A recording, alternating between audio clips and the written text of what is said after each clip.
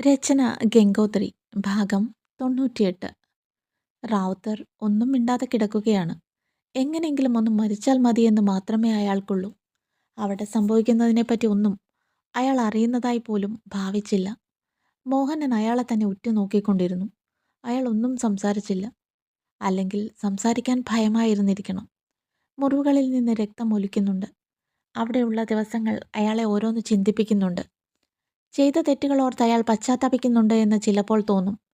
ചിലപ്പോൾ ആരോടോ പകയുള്ളതുപോലെ തോന്നും. മോഹനൻ എന്തൊക്കെയോ ആലോചിച്ചുകൊണ്ട് അയാളെ നോക്കുകയാണ്. പെട്ടെന്നാണ് അയാൾ വട്ടത്തിൽ കറങ്ങാൻ തുടങ്ങിയത്. അതിനുശേഷം അയാളെ ആരോ മുകളിലേക്ക് ഉയർത്തി. പിന്നെ പിടിവിട്ടതുപോലെ അയാൾ താഴേക്ക് പോയി. അയാളുടെ ചങ്കിലൂടെ ഒരു മിന്നൽ പിണർ കടന്നുപോയി. താഴെ ജാക്കി വായ പിളർത്തി നിൽപ്പുണ്ട്. അവന്റെ വിശപ്പിന്റെ സമയമായോ? മോഹനൻ പേടിയോടെ താഴേക്ക് നോക്കി. പെട്ടെന്ന് തന്നെ അദ്ദേഹത്തിന്റെ കറക്കം നിന്നു. അപ്പോഴാണ് മുകളിലുള്ള പൈപ്പ് കറങ്ങാൻ തുടങ്ങിയത്. മോഹനൻ അതിലേക്ക് നോക്കി. അതിലൂടെ ഒരു ഇരുമ്പ് കമ്പി പുറത്തേക്ക് വന്നു. അത് ചുട്ടുപൊള്ളുന്നുണ്ടായിരുന്നു. അത് മോഹനന്റെ നേരെയാണ് വന്നത്. അദ്ദേഹത്തിന്റെ ശരീരത്തിൽ പല സ്ഥലങ്ങളിലും അത് പതിച്ചു. ശരീരത്തിന്റെ പല ഭാഗത്തും പൊള്ളലേറ്റപ്പോൾ അയാൾ വലിയ വായിൽ നിലവിളിച്ചു. അതിന്റെ പ്രവർത്തനം നിലച്ചപ്പോഴാണ് അടുത്ത പൈപ്പ് കറങ്ങാൻ തുടങ്ങിയത്. ഇനി എന്ത് കുന്തമാണാവോ? മോഹനൻ മനസ്സിൽ ചിന്തിച്ചു. അപ്പോഴാണ് പൈപ്പ് തുറന്ന് അദ്ദേഹത്തിന്റെ മുഖത്തേക്ക് തിളച്ച വെള്ളം തെറിച്ചത്. അവിടെ ഒരു നിലവിളി മുഴങ്ങി. അന്നത്തെ ദിവസത്തെ കലാപരിപാടികൾ ഗംഗ അവസാനിപ്പിച്ചു. പോലീസിന്റെ അന്വേഷണം അപ്പോൾ അവൾ അറിയുന്നുണ്ടായിരുന്നു. കാർത്തി രാജിക്കത്ത് അയച്ചെങ്കിലും അവർ അത് സ്വീകരിച്ചില്ല. അവർ അതൊരു അവധിയായി മാത്രം സ്വീകരിച്ചു. അതിനാവശ്യത്തിന് സമയമെടുത്തോളാനും അവർ പറഞ്ഞു. ആഗ്രഹിച്ചു വാങ്ങിയ യൂണിഫോം ആണെങ്കിലും അപ്പോൾ ചെയ്യുന്ന പ്രവർത്തികൾ നിയമത്തിനെതിരാണ്. അത് കാർത്തിക്കറിയാം. വൈകുന്നേരം എല്ലാവരും ഒരുമിച്ച് കൂടി. എന്തോ ചർച്ചയിലായിരുന്നു എല്ലാവരും. പോൾ സക്രിയെപ്പറ്റിയാണ് അന്നത്തെ ചർച്ച. ശിവറാം അയാളെ പോയി കണ്ടിരുന്നു. എന്തായാലും ആ മരുന്ന് കൊള്ളാം. ഇതിലും ഭേദം മരണമായിരുന്നു എന്ന് അയാൾ കരുതുന്നുണ്ടാവും. എത്രയും വേഗം അയാൾ മരിക്കും. ഇതുവരെ ആ വേദന അത് സഹിക്കാൻ വയ്യാത്തതാണല്ലോ, ശിവറാം പറഞ്ഞു. ഇന്നോ നാളെയോ അവൻ പോകും. പോവട്ടെ, സുമലത പറഞ്ഞു. കാഞ്ചൻ എന്തോ ആലോചനയിലാണ്. അവൾ ജനലിലൂടെ പുറത്തേക്ക് നോക്കി നിൽക്കുന്നത് കണ്ട് വിഷ്ണു അവളുടെ അരികിലേക്ക് വന്നു. എന്നിട്ട് പതിയെ അവളുടെ തലയിൽ തോണ്ടി. ഏതോ ഓർമ്മയിൽ നിന്നും ഞെട്ടി ഉണർന്നതുപോലെ അവൾ വിഷ്ണുവിനെ നോക്കി. എൻ്റെ പെണ്ണ് എന്നെ കൂട്ടാതെ എവിടെ പോയി? വാ, നമുക്ക് രണ്ടുപേർക്കും കൂടെ പോയിട്ട് വരാം. വിഷ്ണു അവളുടെ കയ്യിൽ പിടിച്ച് വലിച്ചുകൊണ്ട് പുറത്തേക്ക് നടന്നു. പറയ്, എവിടെയാ നിനക്കിപ്പോൾ പോകാൻ തോന്നുന്നേ? നമുക്ക് പോകാം. എനിക്കിപ്പോൾ എങ്ങും പോകണ്ട. ഇതുപോലെ എല്ലാവരുടെയും കൂടെ ഇരിക്കുമ്പോൾ തന്നെ ഒരു സുഖമാ. എനിക്ക് എല്ലാവരും ഉള്ളതുപോലെ. അച്ഛനും അമ്മയും ഞങ്ങളെ വിട്ടിട്ട് പോയിട്ടില്ല എന്ന് തോന്നുന്നു. അവർ വീണ്ടും പുനർജനിച്ചതുപോലെയാണ് തോന്നുന്നത്. നമുക്ക് ഈ പൂന്തോട്ടത്തിൽ കുറച്ചു നേരം ഇരുന്നാലോ? വിഷ്ണുവേട്ടൻ്റെ കൈ പിടിച്ച് ഇങ്ങനെ ഇരിക്കുമ്പോൾ ഒരു വല്ലാത്ത ധൈര്യമാണ്.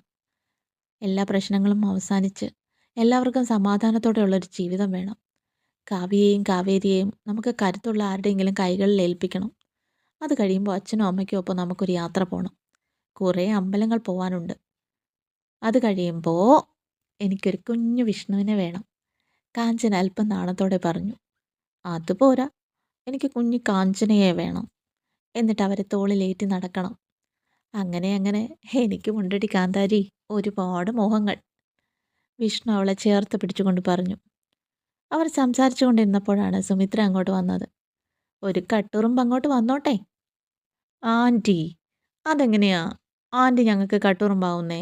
ഇങ്ങോട്ട് വായോ, കാഞ്ചന പറഞ്ഞു. നമ്മളോട് ബ്യൂട്ടി പാർലറിൽ ചെല്ലണമെന്ന് പറഞ്ഞു. ഞാൻ വേണ്ടെന്ന് പറഞ്ഞിട്ട് അവർ കേൾക്കുന്നില്ല. 2 ദിവസം കൂടിയില്ലേ? ഏതോ ഫേഷ്യൽ ചെയ്യണമെന്നാണ് പറയുന്നത്. ഓ, എനിക്കും താല്പര്യമില്ല ആൻറ്റി അതൊന്നും. എന്തിനാ അവരിങ്ങനെ ശല്യം ചെയ്യുന്നേ?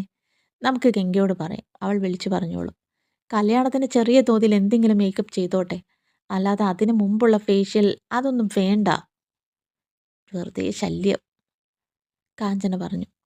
കല്യാണത്തിൻ്റെ ഫംഗ്ഷൻ ചെറിയ തോതിൽ മതിയെന്ന് എല്ലാവരും തീരുമാനിച്ചിരുന്നു.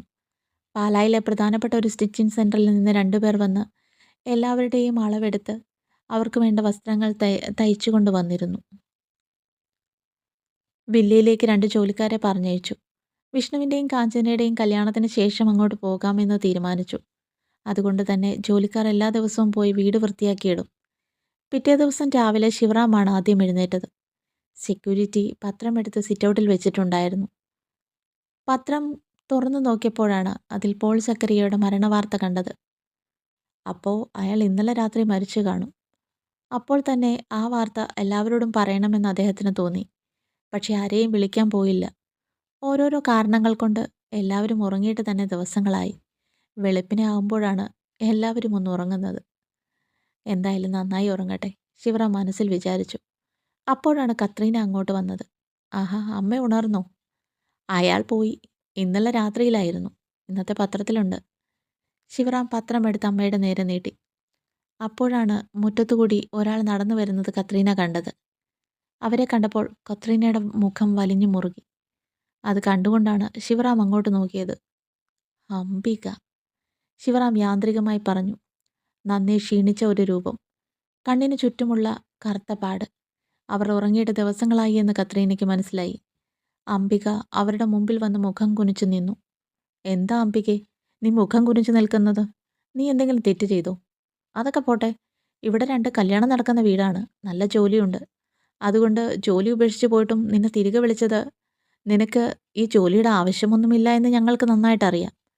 നിനക്ക് സമ്മതമല്ലെങ്കിൽ പോകാം കേട്ടോ. ഗംഗമ്മളോട് പറഞ്ഞിട്ട് വയ്ക്കൂ, കത്രീന പറഞ്ഞു. അംബിക അപ്പോഴും ഒന്നും മിണ്ടിയില്ല. അവർക്ക് നല്ല കുറ്റബോധമുണ്ടായിരുന്നു. അത് ഗംഗയോടുള്ള പേടി കൊണ്ടാണ്. അവൾ എന്തു ചെയ്യുമെന്ന് പറയാൻ സാധിക്കില്ല. റാവുത്തറെ എങ്ങനെയെങ്കിലും കണ്ടുപിടിക്കണം, അതായിരുന്നു അവളുടെ ഉദ്ദേശം. അവൾക്ക് അവരുടെ രഹസ്യ സങ്കേതങ്ങളെല്ലാം ഏകദേശം അറിയാം. എങ്ങനെയെങ്കിലും അയാളെ മോചിപ്പിക്കണം. കണ്ടുപിടിച്ചാൽ പോലീസിൽ അറിയിക്കണം. അവരെങ്കിലും രക്ഷിക്കട്ടെ. അതിനുശേഷം തനിക്കും രക്ഷപ്പെടണം. അതൊക്കെയായിരുന്നു അംബികയുടെ മനസ്സിൽ. ഗംഗ വരുന്നതിന് മുമ്പ് തന്നെ അവൾ അടുക്കളയിലേക്ക് കയറി. 3 ജോലിക്കാരെ മാത്രം നിർത്തിയതിനു ശേഷം ബാക്കി എല്ലാവർക്കും സുമലത അവധി കൊടുത്തു. അതിലൊരാൾ മുറി വൃത്തിയാക്കുന്നതിനായിരുന്നു. പിന്നെ അംബികയെ സഹായിക്കാൻ ഒരേ ഒരാൾ മാത്രമേ ഉള്ളൂ. ആ സ്ത്രീയും വൈകുന്നേരം വീട്ടിൽ പോകും. തനിക്ക് പണി കിട്ടിയതാണെന്ന് അംബികയ്ക്ക് മനസ്സിലായി. അംബിക എപ്പോഴും നിരീക്ഷണത്തിലായിരുന്നു. ഒരു സ്ത്രീയെ അതിനുവേണ്ടി പറഞ്ഞ് ഏൽപ്പിച്ചിട്ടുണ്ട്. കത്രീനയും സുമലതയും പാർവതിയും ചേർന്നാണ് അടുക്കളയിലെ കാര്യങ്ങൾ നോക്കുന്നത്. അംബിക ഗംഗയുടെ മുമ്പിലേക്ക് വരരുത് എന്ന് അവൾ പറഞ്ഞിട്ടുണ്ടായിരുന്നു. അതുകൊണ്ട് തന്നെ കൂടെയുള്ള സ്ത്രീയാണ് ആഹാരം വിളമ്പിക്കൊടുക്കുന്നത്. തുടരും.